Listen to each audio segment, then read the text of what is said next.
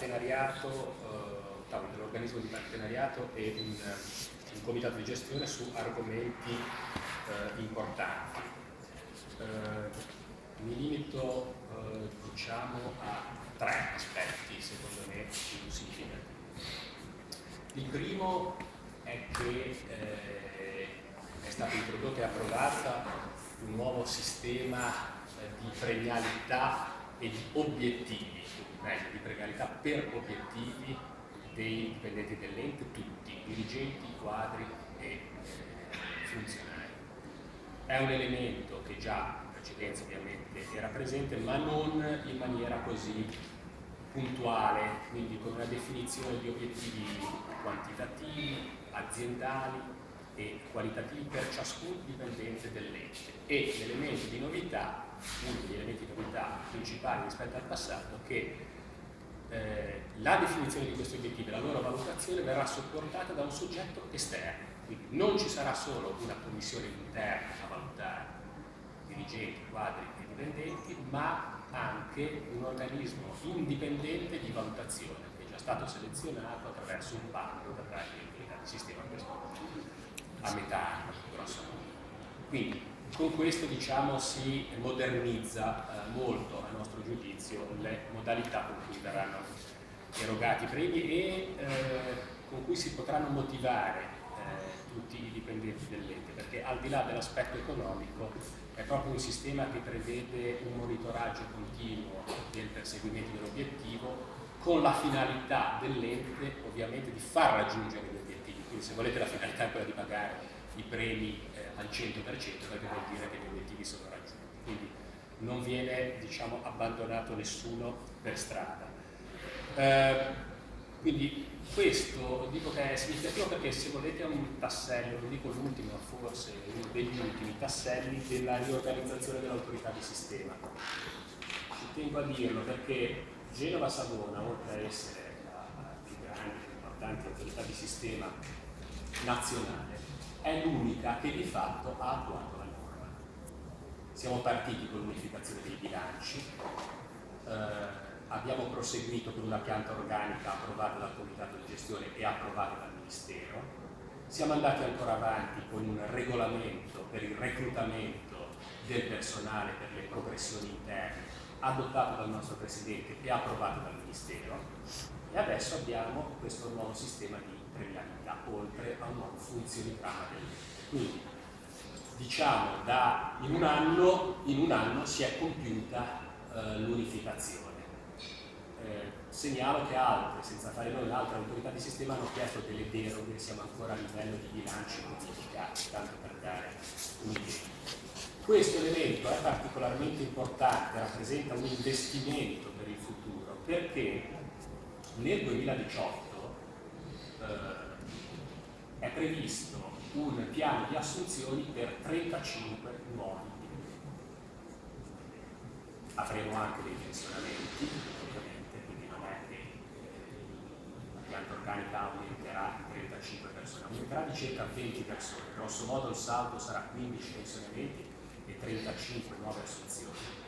È chiaro che 35 nuove assunzioni, quindi di persone più giovani, di persone tendenzialmente con titoli di studio più elevati rispetto a coloro che lasciano il posto di lavoro, rappresentano un investimento fondamentale per una spinta per la crescita dell'ente. Una parte molto significativa di questi nuovi addetti sarà nella direzione tecnica, perché c'è la parte di progettualità che rappresenta uno dei punti fondamentali per l'autorità di sistema e ovviamente la direzione lavori dei cantieri presenti nel protocollo. Quindi questo è un primo filone, se volete, organizzativo, molto importante. Scusi, posso fare una domanda tanto per capire un esempio di obiettivo?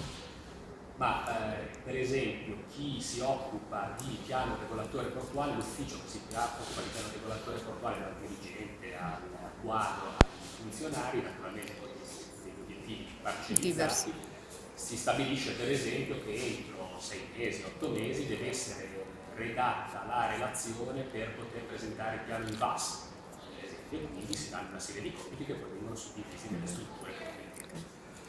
Mi dà lo spunto questa osservazione per aggiungere che cerchiamo di fare in modo che alcuni obiettivi, quindi i riconoscimenti economici, siano raggiunti attraverso la collaborazione anche di settori diversi. Questo è un elemento di grande importanza perché, se volete, forza un po', obbliga le varie strutture ad aprirsi, a parlare le une con le altre. Non a caso ho fatto l'esempio del piano regolatore portuale perché è chiaro che per raggiungere quell'obiettivo che indicavo prima esemplificativamente devo mettere insieme coloro che si occupano di pianificazione, come coloro che si occupano di ambiente e coloro che si occupano di progettazione di tecnica. Quindi questo è un altro intendimento chiaro dell'amministrazione. Il secondo punto che abbiamo portato, che è stato tra i più rilevanti di oggi, che è stato approvato, è certamente il bilancio di previsione del 2018. Allora, il bilancio di previsione del 2018 è noto di variazioni del 2017. Allora, il tema fondamentale, come sempre, quando si guardano questi bilanci, a meno che non ci siano elementi stravolgenti sulle spese correnti, sulle entrate correnti, quindi che non ci sono, riguardano le opere. Allora, voi sapete che fra la programmazione e ciò che viene effettivamente impegnato alla fine dell'anno c'è sempre uno spostamento più o meno significativo. E questo viene spesso considerato come uno degli elementi che misura l'efficienza di una pubblica amministrazione, cioè la capacità di attuare ciò che è stato programmato. Negli anni passati abbiamo avuto delle difficoltà oggettive nel realizzare, quindi avevamo percentuali molto basse di impegnato rispetto a realizzato, sotto al 10% l'ultimo anno, per esempio. Sotto al? 10 per l'ultimo anno. Quest'anno abbiamo raggiunto il 55%, quindi una quota significativa e fra l'altro equamente distribuita fra opere. Ripeto, nel 2017 su 2016. No, il bilancio 2017 nella previsione 100 abbiamo impegnato 55. Nel 2016 era sotto il 10%. Circa, adesso un numero indicativo. Allora, è chiaro che il 2017 vede confermate delle opere importanti, vi cito solo le principali, quindi che sono state e che verranno impegnate durante l'anno. Impegnate vuol dire che è stato individuato il soggetto realizzatore dell'opera, quindi si è arrivati alla fine della procedura, gara per il progetto, approvazione del progetto, gara per la realizzazione dell'opera e finalmente individuazione del soggetto che realizzerà l'opera.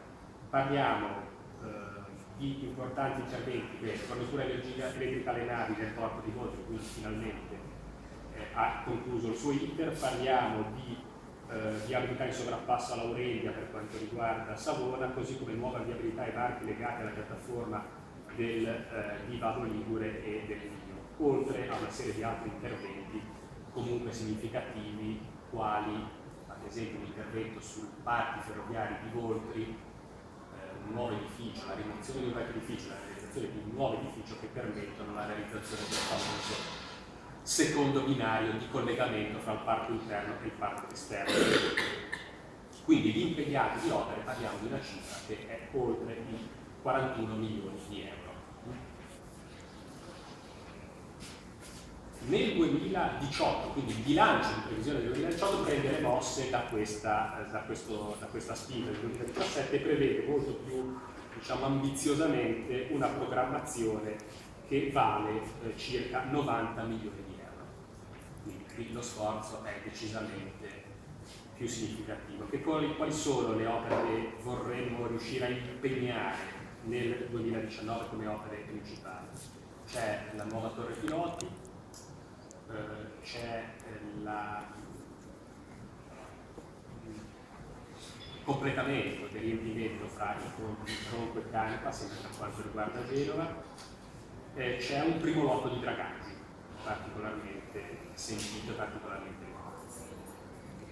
Per quanto riguarda Savona abbiamo ancora una nuova viabilità urbana in fregio a un modo specifico che non vi sto a richiamare. Tengo a precisare che questi interventi, anche di viabilità urbana, che in particolare riguardano Savona, in questo caso sono estremamente rilevanti dal punto di vista portuale, perché sono quegli interventi che consentono di realizzare opere previste in accordi di programma che hanno consentito di avere la condivisione sociale e politica per la realizzazione di un importante intervento quale la piattaforma di Vado, e quindi si stanno completando questi interventi. Si è andati, devo dire, positivamente di pari passo sul lato marittimo portuale e sul lato urbano, e questo è un dato sicuramente significativo.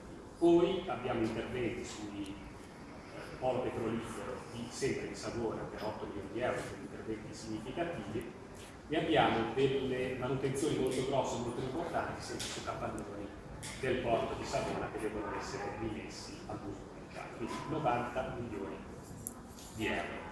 Contemporaneamente a questo, ed è di nuovo un investimento che è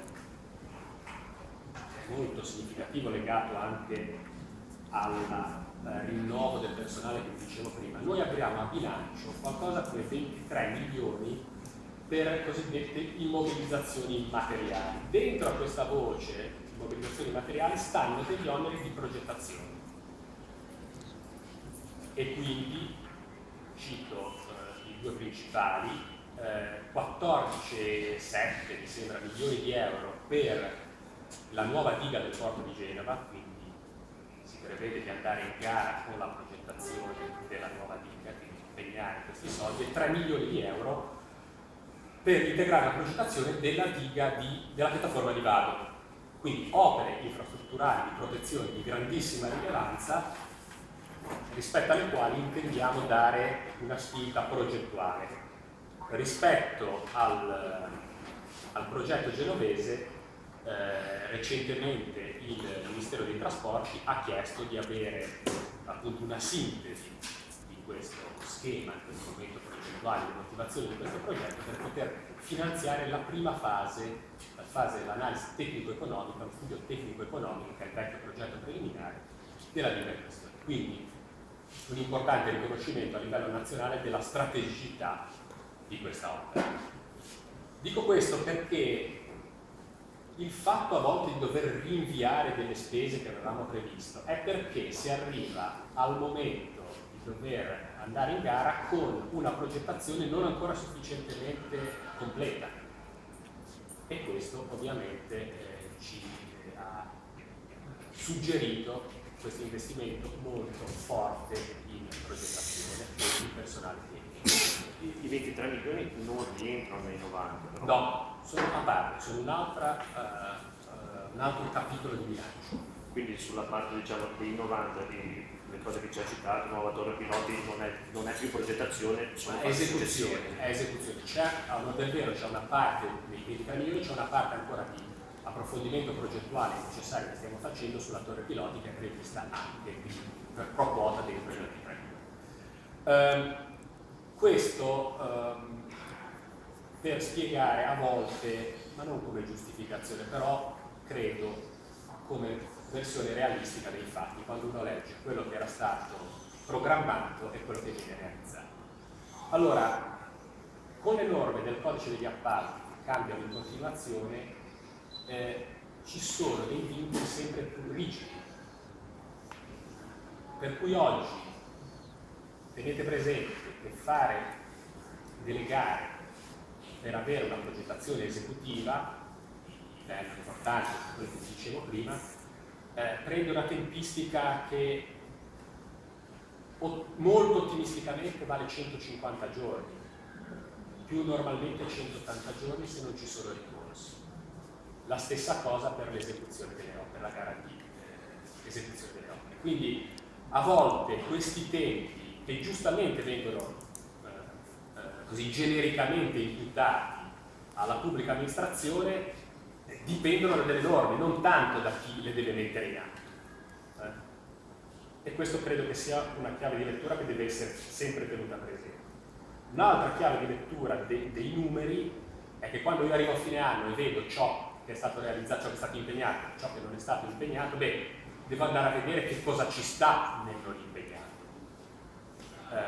In passato, per esempio, nella nostra programmazione ci stava il ribaltamento a mare in cantieri, che adesso è spostato al 2019 perché abbiamo una fase di progettazione in più, e poi vi spiego il perché. È chiaro che l'esempio che vi faccio di ribaltamento mare vale 80 milioni di euro, quindi se io trovo che non ho rispettato il mio budget per 150 milioni, in realtà per 80 milioni è un progetto solo, e poi quindi si tratta di andare a vedere il perché quel progetto è stato ribaltato. Venendo al ribaltamento mare che troverete e che abbiamo previsto nel 2019, perché mentre originariamente si prevedeva col progetto definitivo che abbiamo di poter andare in gara, le nuove norme del codice degli appalti dicono che non si può più fare quello che si chiama appalti integrati, quindi bisogna andare col progetto esecutivo. Quindi noi abbiamo la necessità di fare il progetto esecutivo prima di poter andare in gara. Rispetto a questo poi stiamo ragionando con il Comune per separare in due lotti il ribaltamento a mare in modo tale da anticipare perlomeno l'intervento che è di messa in sicurezza idraulica dell'area di Sesti, e quindi prevediamo di stralciare una quota. La progettazione quindi che faremo nel 2018 servirà anche a stralciare una quota di questo progetto per poterlo realizzare in anticipo rispetto al progetto complessivo. Parliamo comunque di cifre importanti, siamo intorno ai 35. Sono persa, scusami. 40 milioni. Cioè 2019 è Il ribaltamento a mare la progettazione completa, l'appalto? Previsto l'impegno, quindi aver fatto già la gara per realizzare l'opera. Nel 2018 ci saranno ancora gli approfondimenti progettuali che saranno volti quindi ad avere il livello esecutivo a fronte del definitivo che abbiamo adesso, e che saranno volti anche alla separazione della parte, diciamo, idraulica di messa in sicurezza del Rio Molinassi rispetto al vero e proprio ribaltamento, creazione del nuovo piazzale. Ma cosa manca ancora? Allora, manca la progettazione esecutiva. Manca la progettazione esecutiva, che non è una cosa, è un progetto particolarmente rilevante, è una progettazione esecutiva che deve tenere conto delle osservazioni che sono state fatte dal Consiglio Superiore dei Lavori Pubblici rispetto alla progettazione definitiva. Le procedure bisogna seguirle tutte. Comunque, diciamo, questo è un aspetto specifico particolare che non è neanche nel 2018, diciamo, gli elementi peculiari sono quelli che vi indicavo in precedenza. L'altra cosa rilevante è che tutti questi investimenti comunque vengono finanziati regolarmente con i suoi fondi da autorità portuale. Diciamo che autorità portuale soffre di un ritardo, di una quota dei contributi statali, che sono i famosi contributi sull'IVA, che viene percepita a livello locale, che nel bilancio 2018 noi prudenzialmente non abbiamo ancora potuto iscrivere, perché dal Ministero non sono ancora arrivate indicazioni in merito. Ricordo che l'anno scorso, 2017, abbiamo messo 2 annualità perché siamo stati 2 anni senza aver ricevuto queste erogazioni ministeriali dovute per legge. Allora, questo è chiaro che introduce un elemento di incertezza rispetto alla finanziabilità di opera. Tanto per darvi un'idea, stimiamo di un contributo di intorno ai 15, fra i 15 e i 16 milioni di euro. Non hanno ancora fatto la ripartizione. Non hanno ancora fatto la ripartizione, però diciamo a nostro giudizio non dovrebbero esserci motivazioni tecniche. Insomma, il gettito IVA è facilmente misurabile. Quindi tenete presente che con vari decreti hanno già ridotto la quota che viene data alle autorità portuali, pur nella sua riduzione Genova e Savona insieme avrebbero il diritto a percepire fra i 15 e i 16 milioni di euro. Quindi, Per un anno o per entrambi? Quindi auspicabilmente nelle prossime note di variazione al bilancio del 2018, perché si fanno a luglio di assestamento, potremo iscrivere altri 15 milioni di euro e quindi rivedere anche la finanziabilità di altri interventi.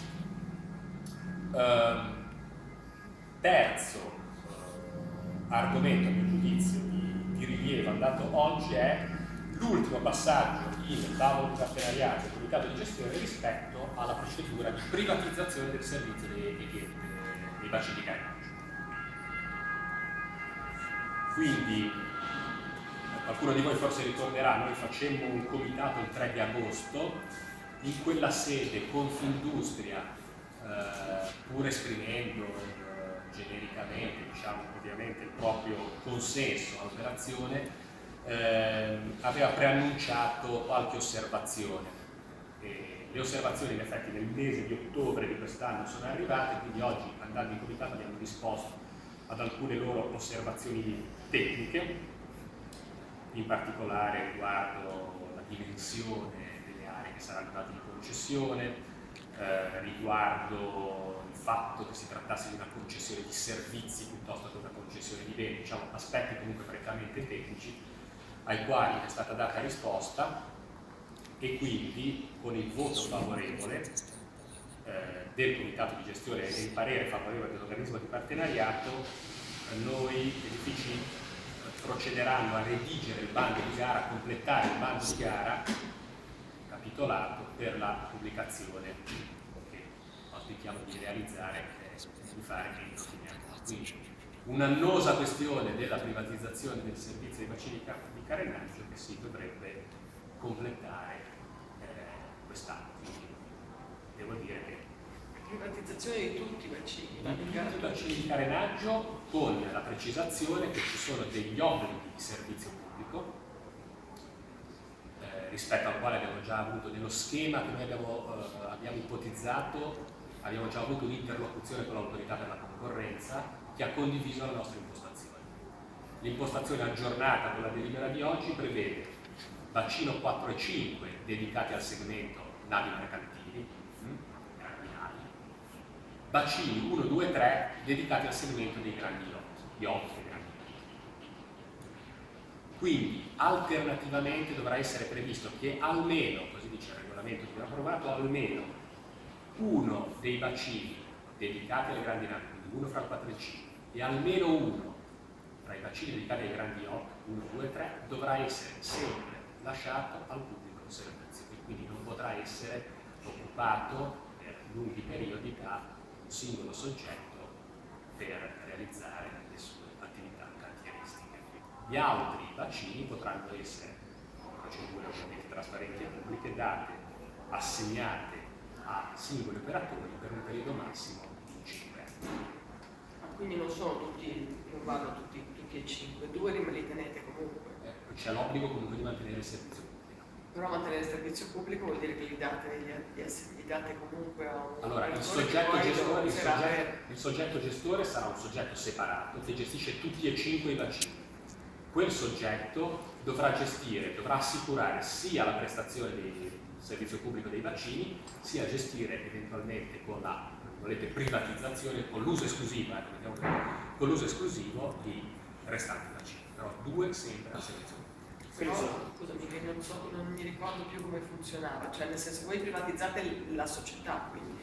E noi mettiamo in gara il servizio, quindi il servizio prevede, ciò che abbiamo trovato in comitato, prevede che ci dovrà essere comunque la costituzione di una società ad hoc per la gestione di questa concessione di servizio e di beni demaniali, con un regolamento ovviamente di esercizio dei bacini, che prevede quella clausola che vi dicevo prima, di servizio pubblico e uso esclusivo.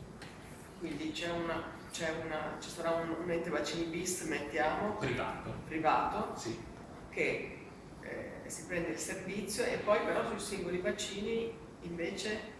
Sui singoli bacini può programmare in base alle prenotazioni. Sempre questa società, cosa quelli privati, che ci sarà un passaggio diretto a un... Assolutamente, a un assolutamente. È sempre questa società che sarà responsabile anche di attuare un piano di impresa con investimenti a carico del concessionario che saranno individuati più specificatamente nel bando, che sono già stati identificati dall'autorità del sistema. Quindi è una concessione che mette anche a carico dello Stato la realizzazione di alcuni interventi di manutenzione straordinaria e di nuove opere. Quindi abbiamo parlato di un limite di 5 anni di assegnazione esclusivi, da parte.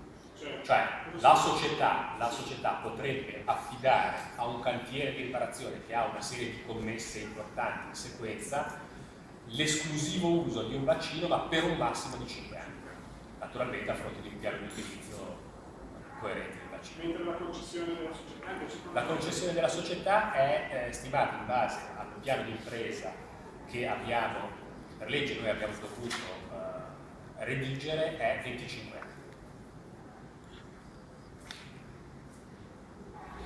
E nel bando c'è anche la clausola famosa che ha diciamo un po' scatenato i sindacati. Ci saranno anche indicazioni in relazione alla l'aspetto occupazionale, che nei criteri di premialità per individuare il soggetto noi abbiamo reso particolarmente importanti, relativi all'occupazione. Ci sarà una clausola secondo come abbiamo condiviso con i sindacati a questo momento, secondo i termini di legge. Quindi ora si completa il bando, dovrebbe partire quando? Dicevo, se riusciamo, perché è un lavoro molto complesso, molto articolato, cerchiamo di uscire, di pubblicare entro la fine dell'anno. Entro la fine dell'anno. Posso fare una domanda? Mi scuso già con i colleghi che loro sapranno tutto, ma io sono un po' ignorante. Quando si deve fare un'opera, che sia grande o piccola, gli step quali sono? Cioè, vengono investiti soldi per la progettazione, giusto? E poi il bando per la realizzazione.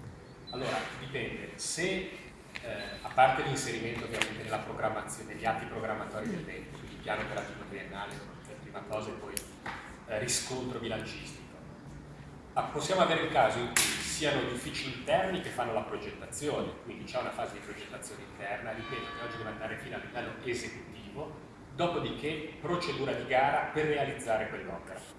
In esito, consegna dei lavori.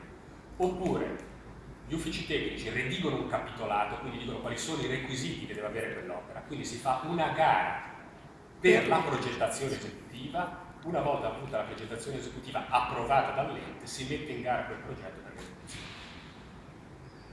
Quindi possono essere due distinti, quelli che fanno la progettazione e quelli che poi realizzano l'opera. Allora, sono distinti. Sono distinti.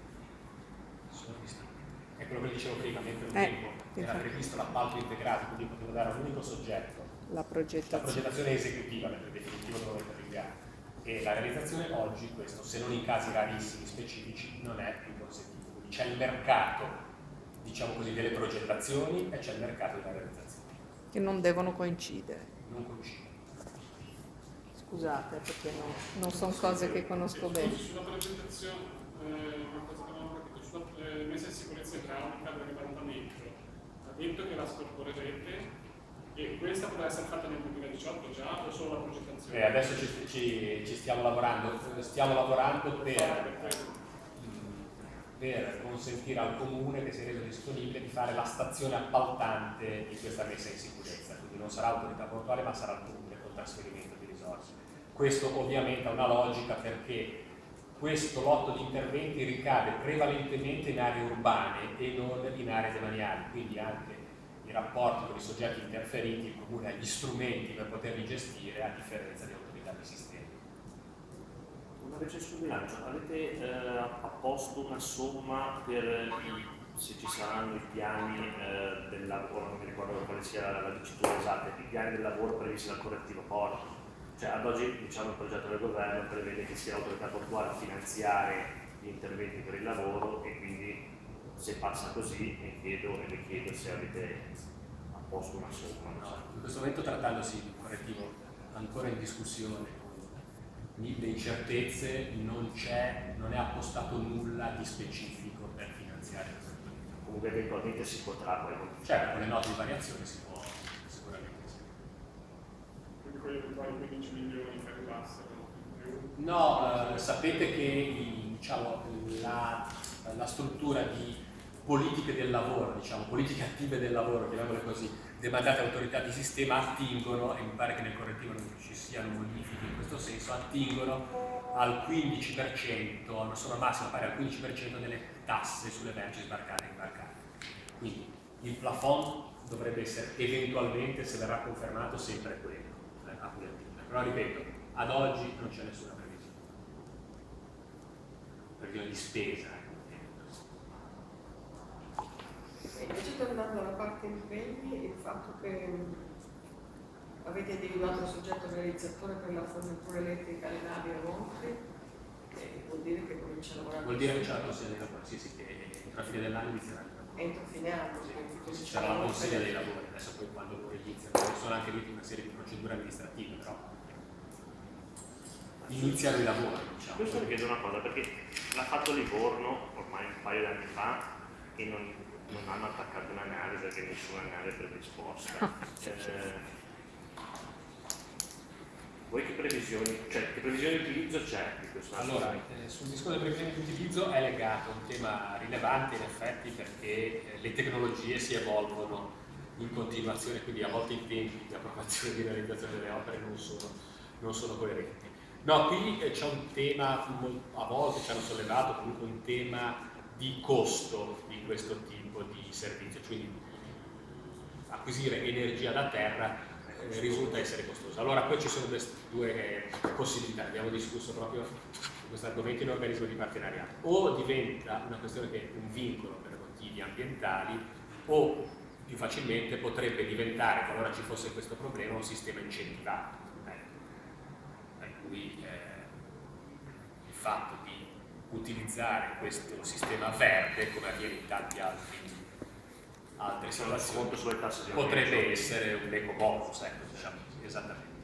Però, ripeto, giusto per rispondere alla sua osservazione, che è sicuramente un'osservazione fondata, nel caso in cui ci si ponesse questo problema si valuteranno interventi di questo tipo. E perché queste spese vanno a carico del terminalista o dell'armatore? No, le spese di energia a carico dell'armatore. Cioè che fa spegnere il motore, si attacca alla Sì, corrente e paga. pagano, cioè, però se vengono lì ugualmente gli facciamo uno sconto.